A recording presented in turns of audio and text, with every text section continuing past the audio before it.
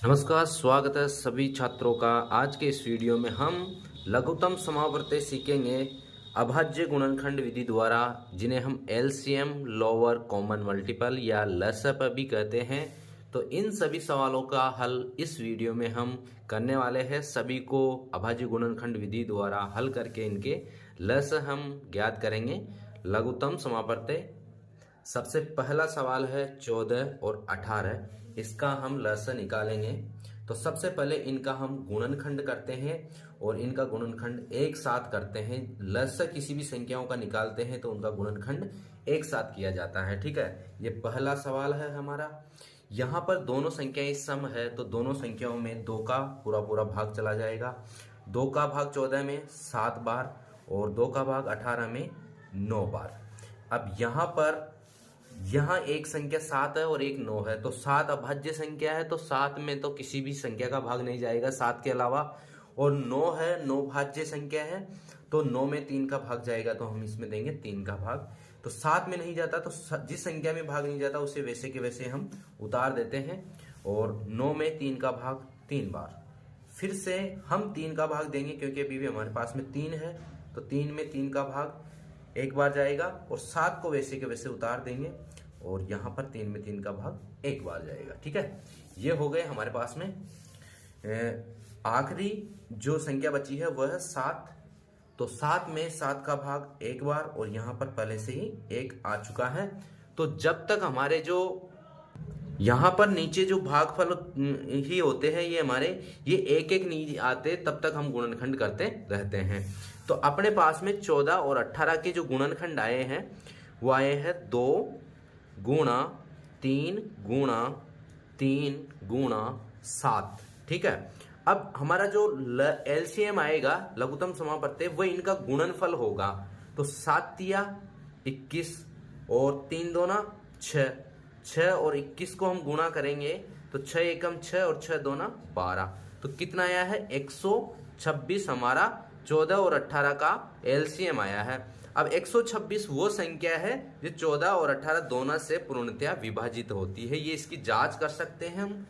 14 से विभाजित करेंगे तो ये 9 बार होगा और 18 से विभाजित करेंगे हम किसको 126 को, तो 8 छंगे 48 और 7 8 56, 7 बार जाएंगे, 7 बार विभाजित होंगी 126 18 से। ठीक है, तो ये दोनों संख्याएं पूर्णतः क्या है विभाजित हो रही है 14 और 18 से 126। तो विभाजित होती है अगर तो हमारा एलसीएम सही है।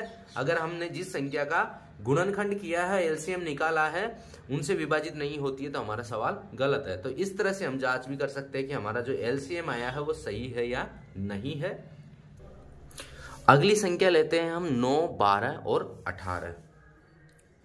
9 12 और 18 एलसीएम में हम गुणनखंड एक साथ कर लेते हैं सभी संख्याओं का। यहाँ पर 9 विषम संख्या है, 12 और 18 सम संख्या है, तो हम 2 का भाग देंगे इनमें। जिसमें भाग नहीं जाता उसे वैसे के वैसे उतार देंगे। 12 में 6 बार और 18 में 9 बार। अभी भी यहाँ पर हमारे पास में 6 सम संख्या आ रही है तो 2 का भाग जाएगा। जिसमें नहीं जाता 9 को वैसे के वैसे उतार देंगे और 6 में जाएगा 3 बार और 9 को फिर वैसे के वैसे उतार देंगे। अब यहाँ पर 3 आ रहे हैं और ये 9 और 9, तो इन तीनों संख्याओं में 3 का भाग जा रहा है पूरा पूरा, तो 3 का भाग 9 में 3 बार और 3 में 1 बार और 9 में 3 बार। उसके बाद में फिर 3 का भाग देंगे तो 3 का भाग 3 में 1 बार 1 और 1।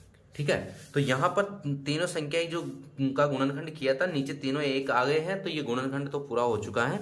और 9 12 और 18 का जो एलसीएम आएगा वो इनके जो गुणनखंड किए हैं उनका गुणनफल होगा 2 गुणा 2 गुणा 3 गुणा 3, 3 तिया 9 और 9 दूना 18 और 18 दूना 36। कितने आए हैं 36।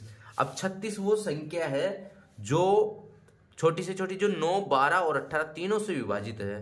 तो 36 9 से विभाजित है 4 बार, 36 12 से विभाजित है 12 दूना 24 12 तिया 36 और 36 18 से भी विभाजित है 18 दूना 36।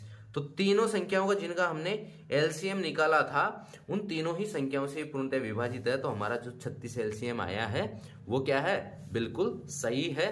तो 9, 12, 18 का जो एलसीएम आया है वो आया है 36। ठीक है, ये हमारा सवाल नंबर 2। अगला सवाल है 15, 20 और 30 का हम एलसीएम निकालेंगे। 15, 20 और 30। सबसे पहले हम इनका गुणनखंड करते हैं। 2 का भाग देंगे, 15 में नहीं जाता तो वैसे के वैसे उतार देंगे।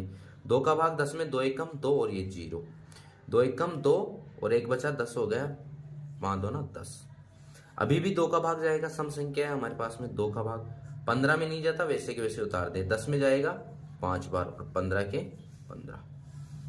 अब हमारे पास में यहाँ 3 का भाग जा रहा है, 5 में नहीं जा रहा, लेकिन दोनों संख्याओं में 3 का भाग जा रहा है। 3 का भाग देंगे 15 में 5 बार, 5 को वैसे के वैसे उतार देंगे, 5 एकम 5 और 15 में फिर 5 बार। ठीक है, अब यहाँ पर 5 का भाग जाएगा, 5 एकम 5, 5 एकम 5 और 5 एकम 5, तीनों एक एक आ गए हमारे पास में। अब इनका जो गुणनफल करेंगे, 2 गुणा 2 गुणा 3 गुणा और 5, 5 या 15, 15 2 30, इन दोनों को गुणा किए तो 15, 15 2 30 और 30 को 2 से गुणा करेंगे तो 60। तो इनका जो एलसीएम आया है वो कितना आया है, 60 आया है। अब 60 को हम 15, 20 और 30 से विभाजित करेंगे तो ये पूर्णतः विभाजित होगा। तो यहां पर हमने किसके निकाले, 15, 20 और 30 का एलसीएम। 15, 20 और 30 का एलसीएम कितना आया है, 60। ठीक है, तो इस तरह से इन संख्याओं का एलसीएम निकाला है। अगला सवाल है हमारा 9, 12, 16 और 18। यहां 4 संख्या दी गई है। तो 9, 12, 16 और 18 संख्या कितनी भी दी गई हो, अगर एलसीएम ही निकालना होता है तो एक साथ गुणनखंड कर देते हैं उनका हम। तो यहां पर 2 का भाग जाएगा, सम संख्या है। 9 में नहीं जा रहा, 9 को वैसे के वैसे उतार देंगे। 2 का भाग 12 में जा रहा है 6 बार, फिर 2 का भाग 16 में जा रहा है 18 बार और 2 का भाग 18 में जा रहा है 9 बार। अभी भी सम संख्या है हमारे पास में। 2 का भाग देंगे, फिर 9 को वैसे के वैसे उतार देंगे, 6 में जाएगा 3 बार और 8 में जाएगा 4 बार, 9 को वैसे के वैसे उतार देंगे। फिर 2 में देंगे, 4 में देंगे 2 का भाग, 9 को वैसे के वैसे उतार दिया, 3 और 4 में 2 बार, 9 को वैसे के वैसे उतार देंगे। फिर 2 का जा रहा है, 9 को वैसे के वैसे उतार देंगे, 3 को भी उतार देंगे और 2 का भाग इसमें 2 में 1 बार और ये 9।